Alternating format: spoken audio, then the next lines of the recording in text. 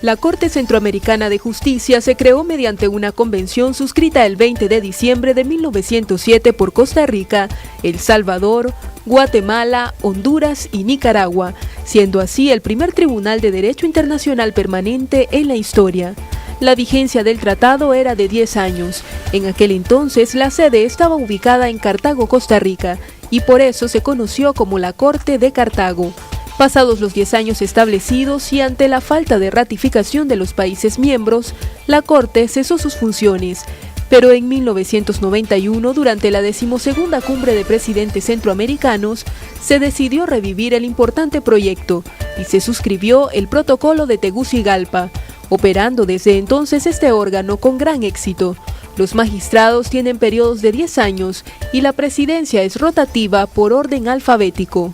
Dentro de toda esta superestructura existente en lo económico, social, en lo político, viene a apuntalar la Corte Centroamericana, es decir, la parte jurídica, para que ordenar el sistema.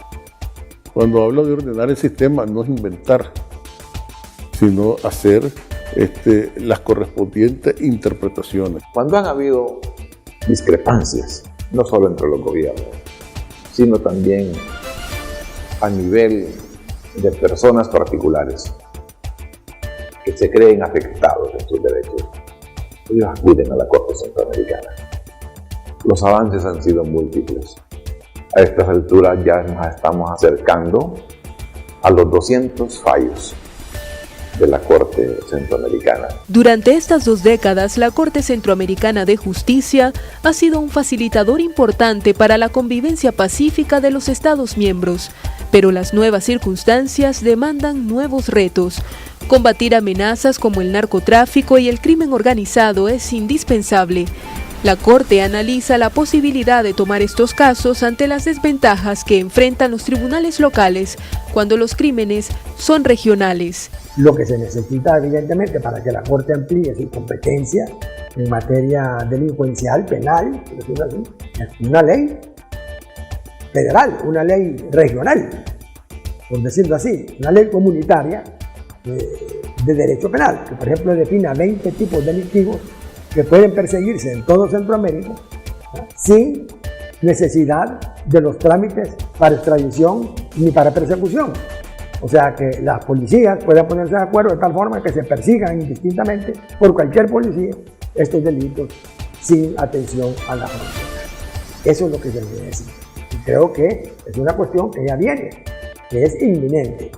La Corte con gusto aceptaría ese reto. Seríamos una instancia jurisdiccional como lo somos para cualquier otra competencia.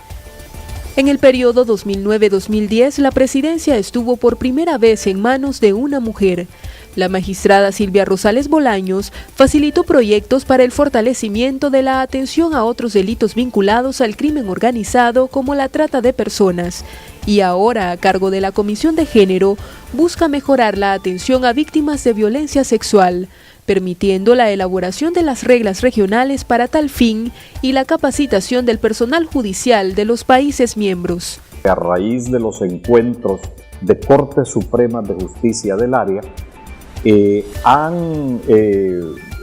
mejor dicho, emitido reglas que ahora tendrán que ser los parámetros con los cuales se midan las legislaciones nacionales.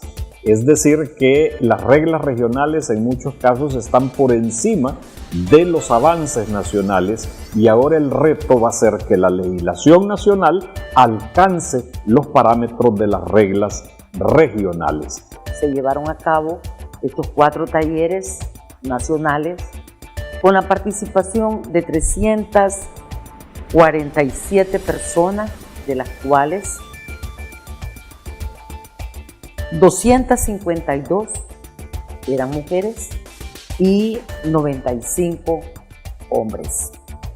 ¿De qué sectores? De todo el sector judicial, de todos los poderes judiciales y de los organismos del Estado que atienden los problemas de violencia contra las mujeres.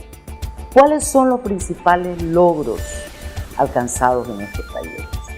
la amplísima participación de diversos sectores. Hemos encontrado, como le digo, un campo fértil en las Cortes Supremas de Justicia de estos países hermanos.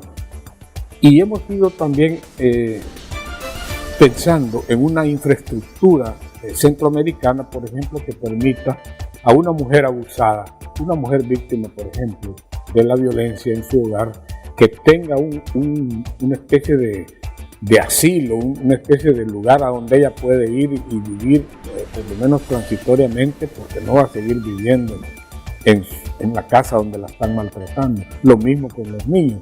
Eso ya se está logrando. En algunos países ya hay refugios para mujeres y niños abusados. Desde el año 2006, en que se viene abordando el tema de manera más decidida en la Corte Centroamericana de Justicia, se han realizado encuentros con organismos de la sociedad civil preocupados por el tema de género. Se han suscrito convenios de apoyo al acceso a la justicia a las mujeres con entidades internacionales como el UNFPA, y se han llevado a cabo intercambios de experiencias y evaluaciones de la ejecución e impacto de las reglas regionales, que han sido adoptadas por muchos países centroamericanos como base para el fortalecimiento de su legislación.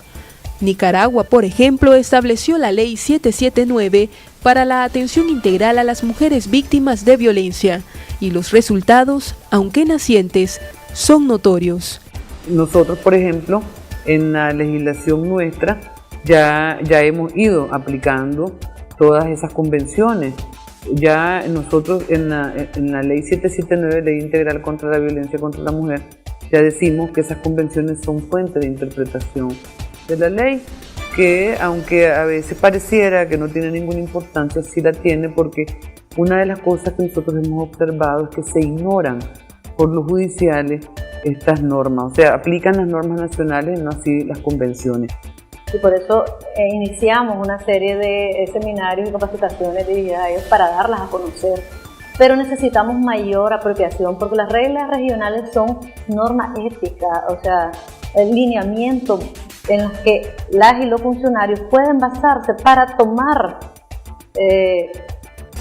previsiones a la hora del abordaje de los casos, sobre todo, como les decía, en el caso de violencia sexual. No hay ahorita todas las coordinaciones para que a todas las víctimas se les garantice esa atención psicológica y ese acompañamiento durante todo el proceso. Hay esfuerzos de las instituciones, se está trabajando, por ejemplo, actualmente la política de lucha contra la violencia que involucra a todas las instituciones del Estado, pues, pero la ley está comenzando. Acordémonos que la ley entró en vigencia el 22 de junio. La idea es que a nivel centroamericano podamos tener una respuesta de consenso, unificada, homologada, para darle respuesta a estos fenómenos, homologar penas, homologar tipos penales, elementos objetivos del tipo y la colaboración internacional, no solo para investigar o sancionar, sino que también atender a las víctimas de estos delitos, que por ejemplo, una víctima nicaragüense en Guatemala, por decir algo,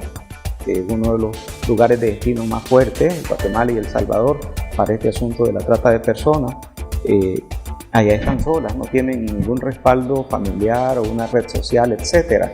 Entonces la idea es que todos los funcionarios, no solo del sistema de justicia como tal, sino que también hasta migratorios, fronterizos, puedan tener el mínimo de preparación para poder auscultar o determinar posibles víctimas. La Comisión de Género continúa su trabajo de incidencia en la búsqueda de la homologación de las leyes en Centroamérica. Hay disposición de los Estados miembros por ofrecer una mejor atención a sus ciudadanas en esta materia, y los esfuerzos de integración están permitiendo una visión más amplia de la violencia de género y la violencia sexual como un atentado a los derechos humanos, caminando así hacia el sueño de estar integradas con seguridad.